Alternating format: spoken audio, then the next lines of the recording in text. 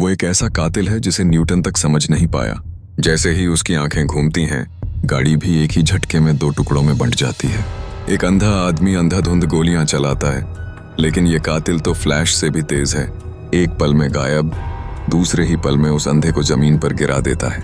दोनों तलवारें निकालता है और 2 दुश्मनों को सीधा नरक भेज देता है। उसकी मूवमेंट इतनी स्मूथ है कि खुद न्यूटन भी देखकर कमेंट कर दे। वही है जो आसमान, धरती और हवा सब कुछ तबाह कर सकता है। जे रॉक, जो पत्थरों से अपना पूरा बॉडी आर्मर बना लेता है। गायब लड़की, जैसे ही पानी टच होता है वो तुरंत गायब हो जाती है। साथ में है एक भालू जैसा आदमी जिसके हाथ में है गटलिंग गन। वो इंसान से जानवर में बदल सकता है, लेकिन ये सारी पावर्स एक फेल एक्सपेरिमेंट का नतीजा हैं। बडाओ, जिन्हें दुनिया पर कब्जा करने के लिए सीक्रेट बायोलॉजिकल एक्सपेरिमेंट्स किए, मगर एक्सपेरिमेंट फेल हो गया और इन चारों को भले ही ताकत मिल गई, लेकिन इंसानियत छिन गई। वो अब डॉ जे से नफरत करते हैं। वो टैंक और हथियारबंद मशीनें लेकर इंसानियत के खिलाफ जंग छेड़ देता है। नेशनल डिफेंस एजेंसी तुरंत मीटिंग बुलाती है और सजेशन आता है कि इन चारों एक्स सुपर हीरोज को ढूंढा जाए। एक फीमेल कर्नल सारे रिकॉर्ड्स देखकर उन्हें ट्रैक कर लेती है और जैसे ही वो मिशन बताती है, वो चारों डॉ जे से बदला लेने के लिए तैयार हो जाते हैं। उधर डॉ जे, जिसके एब्स पर थीस मसल्स दिखते हैं, अपनी अजेय बेस में बैठकर सपनों की सल्तनत बना रहा होता है। उसे क्या पता कि दुश्मन उसी के दरवाजे पर दस्तक दे रहा है। वो चारों हैं रशियन एवेंजर्स। हर एक के पास एक खास पावर है। गायब लड़की सीधा बेस में घुसती है, लेकिन दुश्मन ने उसे थर्मल कैमरों से देख लिया था। फिर वो नाइट्रोजन पाइप पर फायर करते हैं। 100 डिग्री की गैस उसके ऊपर गिरती है और वो बर्फ में बदल जाती है। उधर भालू इंसान अपना रेज मोड ऑन कर देता है और आधा इंसान आधा भालू बन जाता है। अब वो भालू इंसान बनकर दुश्मनों को तहस नहस कर देता है। एक बाएं उड़ता है, एक दाएं, और वो फौलादी जाल में फंस जाता है। जेरॉक पत्थरों को कंट्रोल करके अपने पूरे शरीर को कवच में बदल देता है। एक भूकंप जैसा इम्पैक्ट पैदा करता है। दुश्मन उड़ जाते हैं, लेकिन लाखों की फौज के सामने भी जेरॉक 1 इंच पीछे नहीं हटता। वो एक तेज डैश मारता है और सबको धराशायी कर देता है। तभी डॉक्टर जे स्टेज पर आता है। अरे ओ भाई, मुझसे लड़, इन बेचारे लोगों से नहीं। जेरॉक उस पर पत्थर फेंकता है, लेकिन डॉक्टर जे हंसते हुए हाथ से ही रोक लेता है। डॉक्टर जे एक पंच में ही उसका पत्थर का कवच तोड़ देता है, फिर एक भयंकर पंच से उसकी कमर सीधी कर देता है। 50 साल पुराना दर्द ठीक। अब ब्लू लिंक किंग फिर से दुश्मनों को तेजी से खत्म करने लगता है। कई दुश्मन तो एक झटके में ही उड़ जाते हैं। फिर वो दोनों तलवारें जोड़कर एक जबरदस्त वार में ईगल को काट डालता है।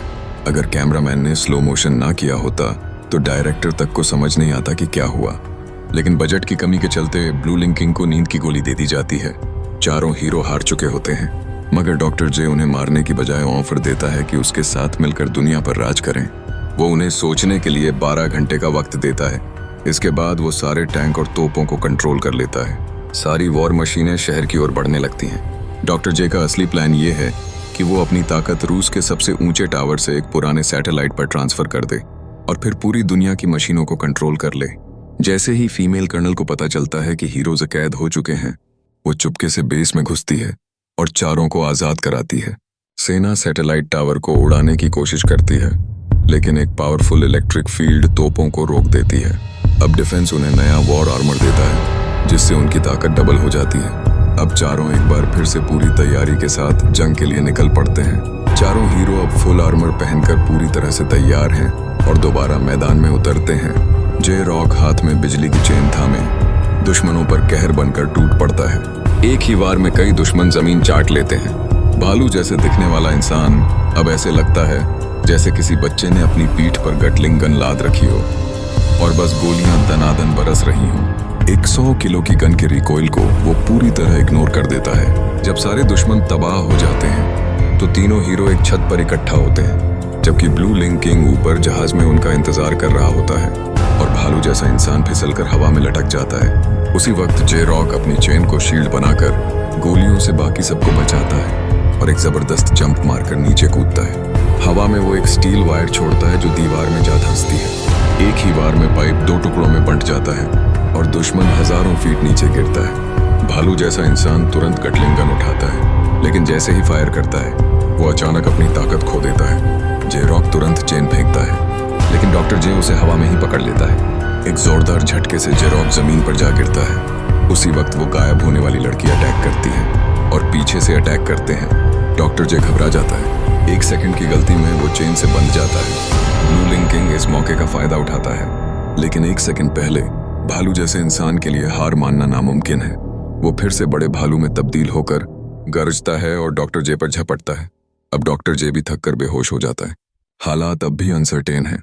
ब्लू लिंक किंग अपनी हलाली तलवार हवा में जहाज की तरफ फेंकता है और ब्लिंक करके सारे साथियों को बांधता है और जहाज की मदद से उन्हें हवा में उठा ले जाता है। एक बार फिर चारों हीरो हार चुके होते हैं। कर्नल लेडी उन्हें बताती है अब सिर्फ एक ही रास्ता बचा है डॉक्टर जे को रोकने का, लेकिन रिस्क ये है कि वो एनर्जी खत्म होने से जान भी गंवा सकते हैं। फिर वो गाया एनर्जी बम बनाती है और एक जबरदस्त पुश देकर उसे आसमान में उछाल देती है।